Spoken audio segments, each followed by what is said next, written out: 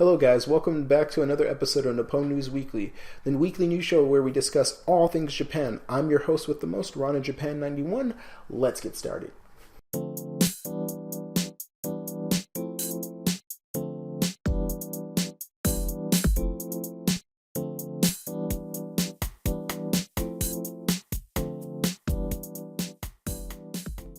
Rugby is considered a hobbyist sport and not really understood by a lot of people in Japan.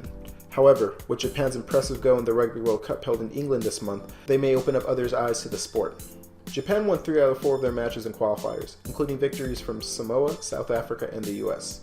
However, in a grueling defeat against Scotland, 45-10, Japan wasn't able to move to the quarterfinals, being the first team that has ever won most of their matches in a qualifier to be so. Not all is bad though. Japan now ranks 10th worldwide and received a hero's welcome upon return of about 500 fans after landing at Haneda Airport. Coach Eddie Jones is very proud of his team, and the team seems to be in good spirits. The people are now curious to know what's next for the national team.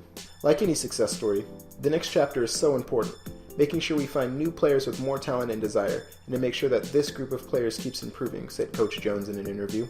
If you're a fan of rugby, who will you be rooting for in the next Rugby World Cup? I gotta root for my country, but Japan is a close second for me.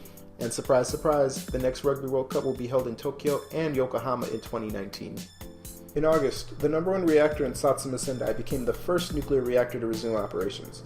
On October 15th, Kyushu Electric Company reactivated its #2 reactor despite concerns from locals. About 100 people gathered outside the facility to protest. The #2 reactor went offline to undergo periodic inspection after the Fukushima nuclear crisis in March of 2011 and had remained idle for 4 years. Kagoshima Governor Yuichiro Ito claims, under the new guidelines, the plant will work with the central government to ensure that safety is their #1 concern. But protesters feel very unnerved by this move. I think that if something similar to the Fukushima nuclear crisis were to occur again, there needs to be a general consensus that Japan must discontinue using nuclear power. The Nuclear Regulation Authority has definitely considered this, and is doing everything they can to make sure that everything is up to snuff.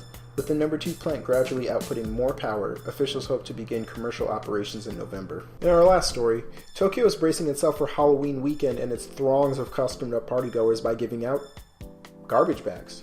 In an effort to keep the streets clean as possible during that time, the city will be giving out 300,000 pumpkin-themed garbage bags.